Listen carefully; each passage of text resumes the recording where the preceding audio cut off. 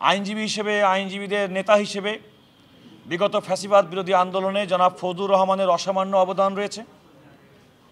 তিনি একজন আজন্ম যোদ্ধা এবং তিনি দেশের আইনের শাসন, মানবাধিকার, গণতন্ত্রের জন্য সবসময় তিনি সোচ্চার থাকেন, বক্তব্য দেন।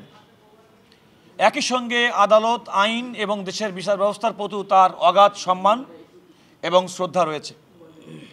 একটি টেলিভিশন টক শোতে উনি অতিথি হিসেবে সেখানে গিয়েছিলেন।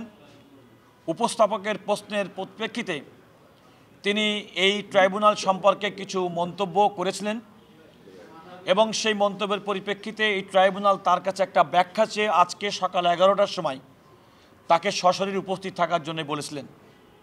জনাব ফজলুর রহমান একজন আইনের প্রতি শ্রদ্ধাশীল ব্যক্তি, তিনি আইন মান্যকারী একজন ব্যক্তি।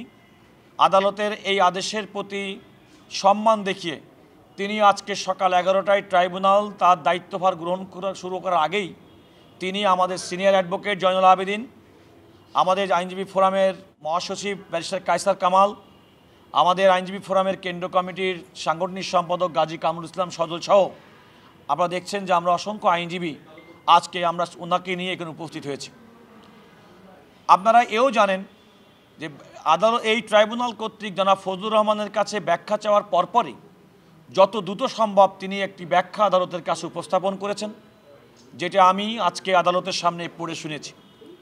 আপনারা লক্ষ্য করেছেন আদালত জনাব ফজলুর রহমানের কাছে যে প্রত্যাশা করেছেন, উনি নিজেও আদালতের কাছে কথা বলেছেন এবং আমরা মূলত আদালতের কাছে, আদালতের প্রতি জনাব ফজলুর রহমান এবং বাংলাদেশের বিচার ব্যবস্থার প্রতি তার যে শ্রদ্ধা এবং সম্মান এবং আস্থা, সে কথাটি আমরা আদালতের সামনে উপস্থাপন করেছি। আদালত আমাদের বক্তব্যটি গ্রহণ করেছেন এবং আদালত গ্রহণ করে আদালত প্রত্যাশা করেছেন যে আমরা আদালত, বিচার অঙ্গন, বিচার বিষয়ক সম্পর্কে কোনো বক্তব্য দেওয়ার ক্ষেত্রে প্রত্যেকটা আইনজীবী, সাধারণ মানুষ যেই হোক না কেন, বিশেষ করে জনাব ফজলুর রহমানের মতো বাংলাদেশের একজন প্রতিষ্ঠা একজন নাগরিক, তার কাছ থেকে প্রত্যাশা করেছেন। আমরাও বলেছি যে আদালত এবং আইনের প্রতি আইনজীবী হিসেবে আমাদের শ্রদ্ধার জায়গাটি অন্য যে কোনো ব্যক্তি এবং প্রতিষ্ঠানের থেকে বেশি। আদালত আমাদের বক্তব্য শুনেছেন। আমাদের সিনিয়র জয়নুল আবেদিন তিনি আদালতকে বলেছেন যে অনেক সময় উনি কোনো ইন্টেনশন, ওনার উদ্দেশ্য ছিল না, এই বক্তব্য যেটা দিয়েছেন তিনি এটা অস্বীকার করেননি, তবে তার কোনো উদ্দেশ্য ছিল না যে আদালতকে হেয় প্রতিপন্ন করা, মানুষের কাছে বিচারকে প্রশ্নবিদ্ধ করা কিংবা এই ট্রাইব্যুনালের কোনো কার্যক্রম কিংবা বিচারকে প্রশ্নবিদ্ধ করা। আমাদের সিনিয়র জনাব জয়নুল আবেদিন তিনি এখানে মুক্তিযুদ্ধের সময় মানুষ কিভাবে কাটিয়েছে, যারা আমরা মুক্তিযুদ্ধ করেছি তারা কিভাবে জীবনকে কোনোভাবে বাঁচিয়ে এখন পর্যন্ত আছি, আজকের দিনে অনেকেই এই মুক্তিযোদ্ধাদের কথা ভুলে যান। মিস্টার ফজলুর রহমান এই মুক্তিযোদ্ধাদেরকে স্মরণ করতে গিয়েই একটি টকশোতে যে কথাগুলো বলেছেন, ইনফ্যাক্ট এটা আদালতকে মেলাইন করার জন্য বলেন নাই এবং আদালতকে উদ্দেশ্য করেও বলেন নাই। কাজেই আদালত যদি সঠিকভাবে দায়িত্ব পালন না করে তাহলে দেশে একটা বিশৃঙ্খলার সৃষ্টি হয়।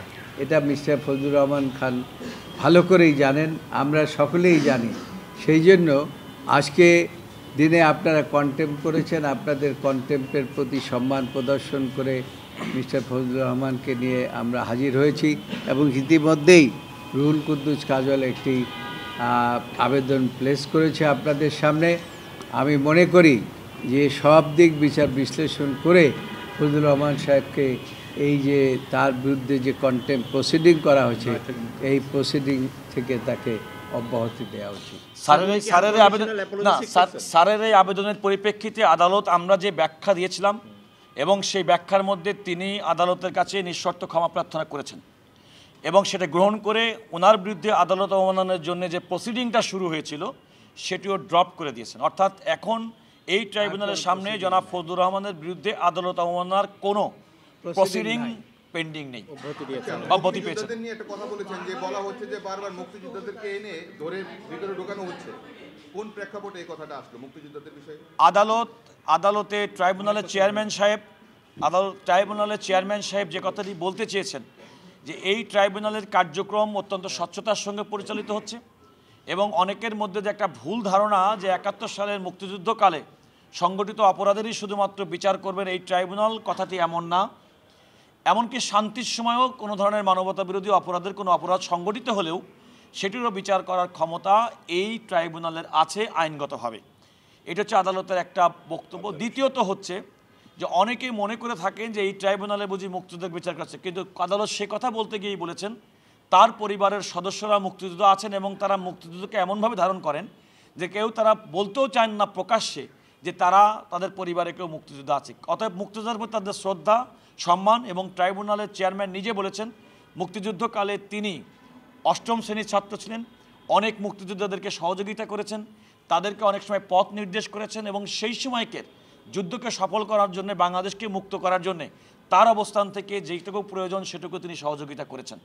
এই কথার পরিপ্রেক্ষিতে আদালত বলেছে এটি হচ্ছে অপরাধের শুধুমাত্র বিচার করে, সুতরাং এই অপরাধের বাইরে কোনো ব্যক্তিকে শুধুমাত্র তার রাজনৈতিক কিংবা তার ভূমিকা প্রশ্নবিদ্ধ করার জন্য ট্রাইব্যুনাল কাজ করে না। ট্রাইব্যুনাল প্রকৃতপক্ষে তার অধিক্ষেত্রের মধ্যে থাকা অপরাধের বিচার করে মাত্র।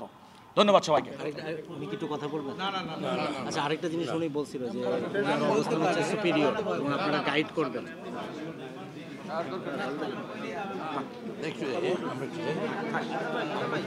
কাজল ভাই, আপনি সতর্ক করে দিন, সতর্ক। ধৈর্য ধরা অনেকে আছে না, ওই যে স্যার কিন্তু বলছিল আপনি ভিতরে বুঝায় বের করে ফেলে আপাতত লোকটার একটু শান্তি দিয়ে ক্যাম্পে আসো। ভাই থ্যাংক ইউ।